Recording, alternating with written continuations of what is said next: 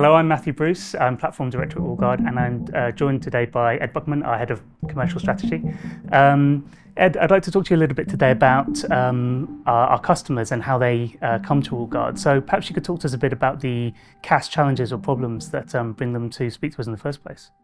No, absolutely, Matt, thank you. So naturally, all of our clients are regulated by the FCA, and as our audience and you certainly know, client money and holding client assets is one of the things that the FCA holds dear and wants to make sure that anybody who has client assets in their hands is managing it accordingly and that it's held safe. So from that premise, what the FCA is keen to ensure is that every client they regulate, to the extent that they hold our client money, they've got effective controls and systems in place to safeguard that money. So when they come to us, what they're trying to do is to, utilize our platform, utilize our solutions to ensure that, as and when required, they can evidence to the FCA and and to the clients themselves that their assets are in safe hands and they're being kept appropriately, and that's what we help them with.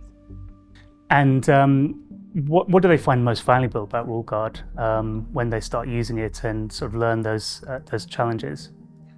I think at the core of any firm that's regulated, it's the regulation. So if you're going to be compliant with the FCA's requirements, the first thing that you want to do is to know what the requirements are, what the rules are.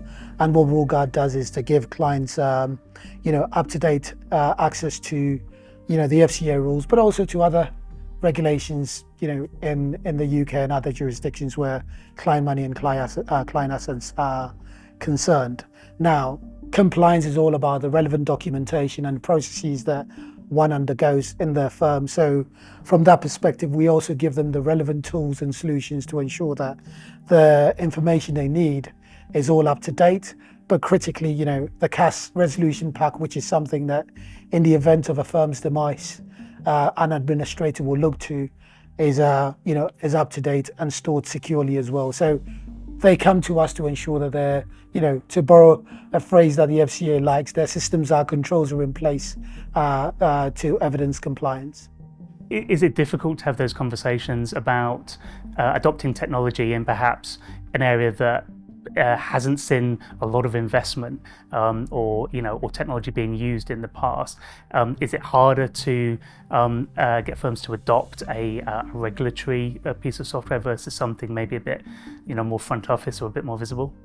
No, I mean, it's always sort of it's anathema when people say compliance hasn't seen investment. It's seen a lot of investment, but the wrong type of investment, or at least the money is channeled in the wrong way, because naturally there are hundreds of compliance people who work in these businesses and they're very critical to the operations of these businesses. These are very well-versed, experienced people who are very good at doing some very technical things. Unfortunately, their time ends up being utilized in areas which doesn't best serve the business. So, it's about positioning the sort of the investment, dare I say, that's already in the business, moving it away from manual processes and sort of office productivity tools to, more, purpose-built solutions to solve the problems they have. How have you seen firms, perhaps outside the UK and with similar regimes, using technology or adopting technology? Yeah, I mean, we talked about the fact that Ruleguard helps our clients with CASS, but also they come to us with other governance headaches. We've seen accountability, so the senior managers and certification regime as one of the things that's another headache that our clients face, which we help them with. Now, that's a UK regime, or something that at least started off in the UK, but we've since seen the same sort of requirements being sort of promulgated in places like Australia, Hong Kong, Singapore, and maybe even closer to the UK shores in Ireland. So, we provide a service to our clients, not just in the UK, but we help them across the globe with other compliance requirements. And when we think of rules, which is, again, I keep using this word, but naturally the rules are the bedrock of any institution.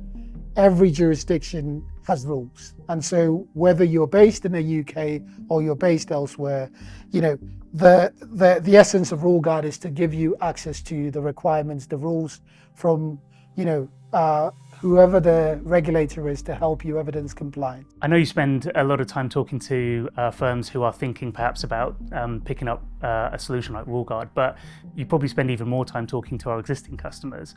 What do they tell you is the most valuable result that they've had of implementing the solution? Far from me to be biased, but our clients think, you know, a lot of our clients have been with us for more than 4 years. You know, that's testament to the value they get from the service. Naturally, if, you know, we weren't sort of adding value, they would have moved on. The essence of what we give them is that, you know, it's easy to sort of think that they would first say, oh, it helps us to save time and money, but it helps them to be competitive. You know, they get a lot of value from it. You know, some of our clients prior to becoming Ruleguard clients had been fined a few £1 million for not doing the right things.